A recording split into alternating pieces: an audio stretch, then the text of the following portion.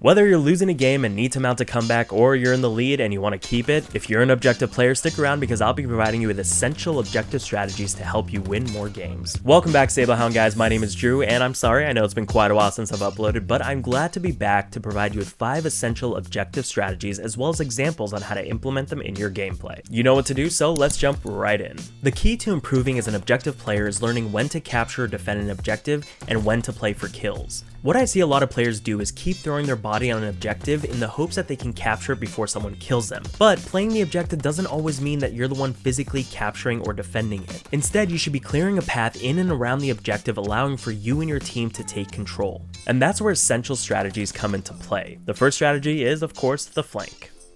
This is a fairly basic one, but it's a good place to start because it's important to know and understand when and how to effectively execute a flank.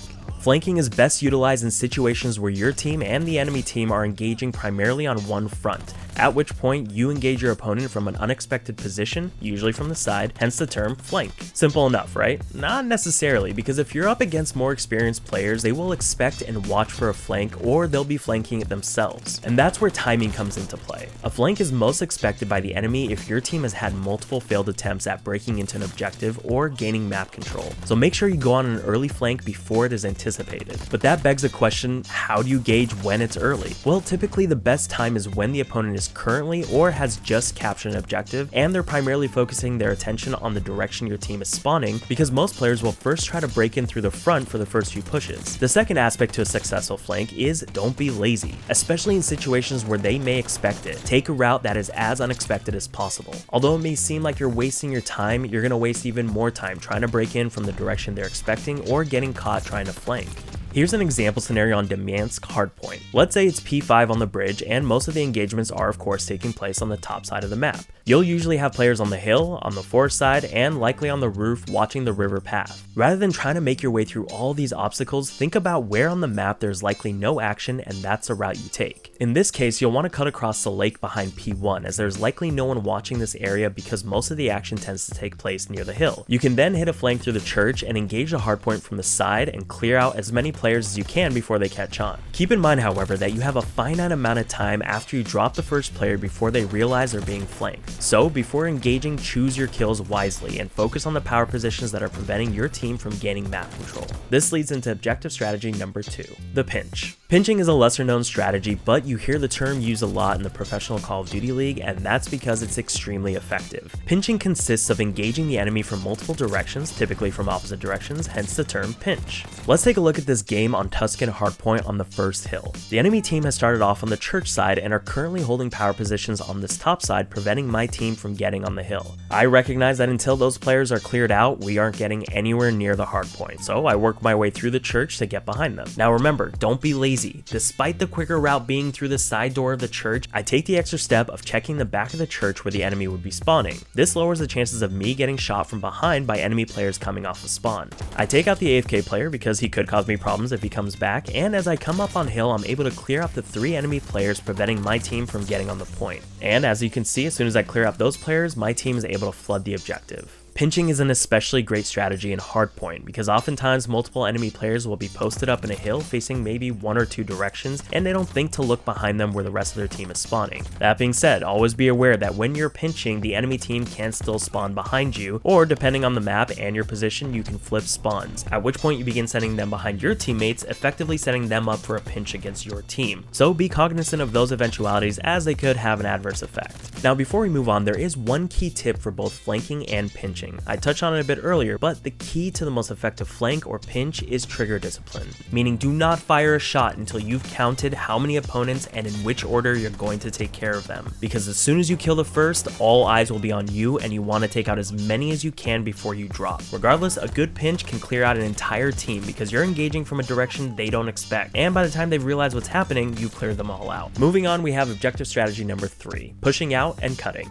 Pushing out is a preemptive strategy consisting of extending beyond an objective in an effort to cut off enemy reinforcements. It's of course most effective when your team is already on the objective, but it can be just as effective if your team is trying to break it or are still trying to reach it. By pushing out and cutting off the flow of enemies to the objective, you're buying your team time and leaving fewer enemies for them to deal with in and around the point. But as I said, it is most effective when your team is already on the objective, not only for the mere benefit of map control, but also to avoid having too many teammates grouped up in one place while you're defending or capturing. Because if and when the enemy starts throwing tacticals and lethals, you can risk losing multiple teammates at the same time, which is not good because it gives your opponent time to gain map control while you and your team try to make your way back off of spawn. Furthermore, pushing up creates an added layer of defense and staggers any enemy attack, because even if you die before you can eliminate any or all of them, you might be able to at least tag them up, and a weakened enemy will not push an objective straight away, therefore slowing them down a bit. And finally, the noise from the gunfight and your death marker should indicate to your team when and from what direction the attack will be coming from. Here's a great example on this close domination game on Desert Siege. My team is trying and failing to cross the no man's land to get to the B flag. So I decide to work my way up on the far side of the trench, but rather than hopping on the flag straight away and surely getting picked off, I push up beyond the flag with the goal of clearing out any enemy players that may be looking over it. As I linger in this area, I'm cutting off enemy reinforcements and diverting their attention to me, thus buying my team time to begin capturing the flag. Capturing an objective straight away or sitting on it is not always the best strategy, especially when you're alone, because you're essentially wasting your life. They unfortunately do get cleared off of it, however they've made enough progress for me to then double back and finish it off. Gain map control first while catching the enemy off guard when you force them to take a gunfight before they expect to, and divert their attention away from the objective. Objective strategy number 4, flooding. Flooding an objective is exactly what it sounds like. It's when you and a few of your teammates attack an objective all at once. This strategy is most necessary in those final moments of a game and there's no time to flank or pinch, and you just gotta throw everything you got at the objective. If it's hardpoint, the more bodies you have flooding the hill, the more likely it is that you can clear anyone defending it or at least contest it. But flooding is most effective in domination because the more bodies you have on a flag, the faster you can capture it. The key to flooding though is coordinating with your team and hitting all at once from as many directions as possible in order to overwhelm the enemy. You don't necessarily need to be actively communicating with your team, but look around and time your attack to coincide with theirs. And finally, objective strategy number 5, get off the objective.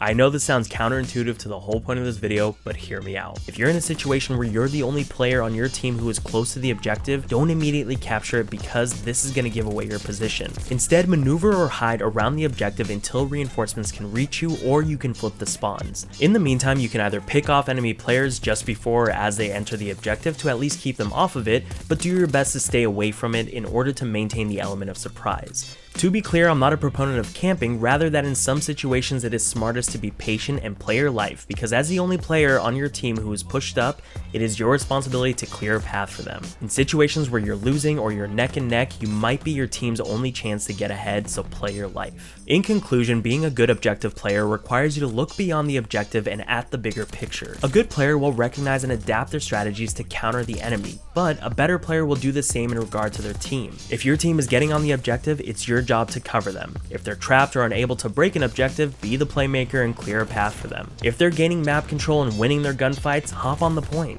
My point is, determine and fill the gaps in your team's playstyle. You'll not only be a better objective player for it, but you'll also be expanding your playstyle to adapt to whatever is needed in the moment. But that does it for today's video. Next installment will focus in on hardpoint specific strategies. If you have any questions or suggestions for videos, please do leave them in the comments. But as always, you know what to do. My name is Drew, this was Sablehound, thank you for watching, and I'll see you next time.